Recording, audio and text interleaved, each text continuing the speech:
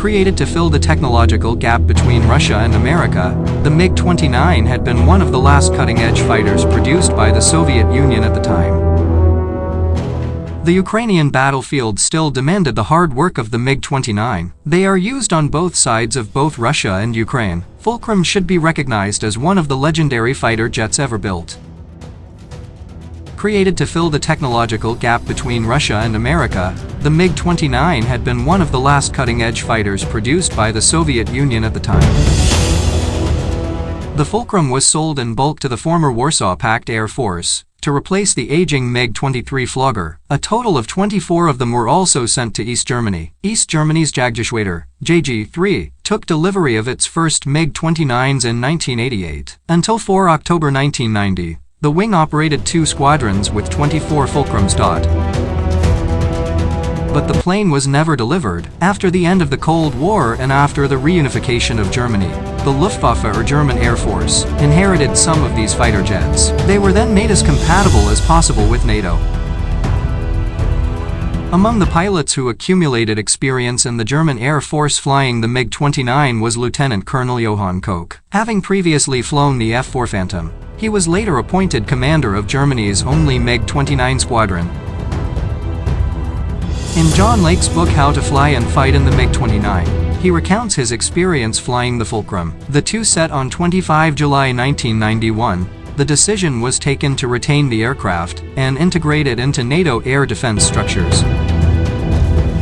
As an experienced Fulcrum pilot, Koch was able to distinguish between the MiG-29's weak points and strengths. Fuel. The most obvious limitation of the MiG-29 was the aircraft's limited internal fuel capacity of 3,500 kilograms. This amount increases to 4,400 kilograms when using an external truss mounted under the fuselage. The MiG-29 does not have air-to-air refueling capability, and its external tanks will greatly affect its speed and maneuverability.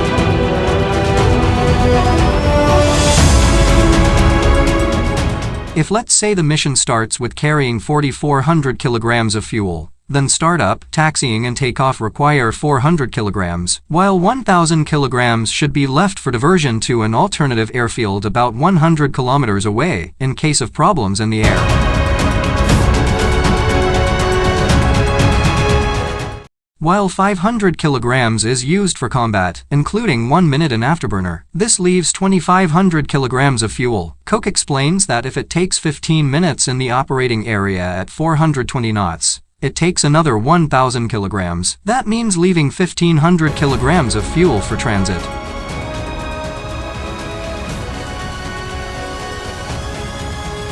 Flying at an altitude of 20,000 feet, that fuel gave a radius of about 280 kilometers, and at an altitude of 10,000 feet, 185 kilometers. Fulcrum's limited range also conditions how the aircraft can perform certain missions. In reality, the MiG-29 does not have the range to perform HVAA attack missions.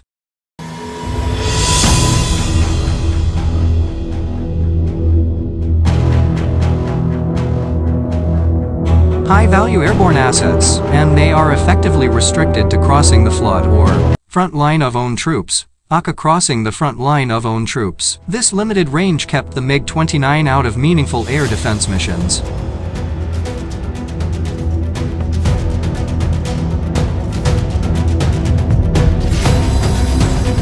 Radar. Another limitation of the aircraft is its radar. As Koch explained, the Fulcrum radar is at least one generation behind the AN APG-65. The radar also has a poor display, providing poor situational awareness. This is compounded by the ergonomics of the cockpit.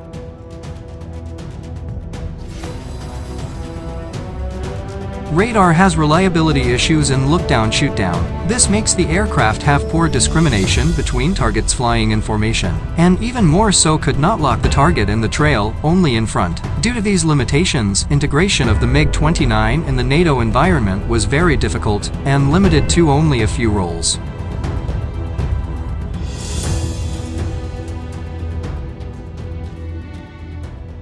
The aircraft was used more as an aggressor, for point defense, and as a wing, but not lead. But the onboard systems are still too limited. especially the radar warning receiver, and navigation system. These restrictions brought with them some of the problems that Fulcrum pilots faced in tactical scenarios, such as poor presentation of radar information, short range of BVR weapons, and poor navigation systems.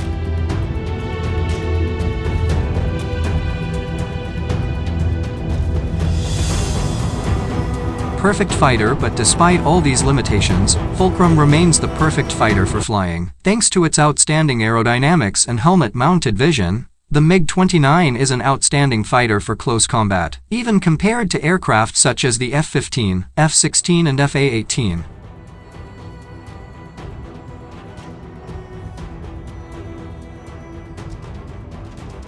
As Koch said, within 10 nautical miles he would be hard to beat, and with Erst, helmet sight and R-73 missiles, he cannot be defeated. Even against the latest F-16 Block 50, the MiG-29 is virtually invulnerable in close combat scenarios.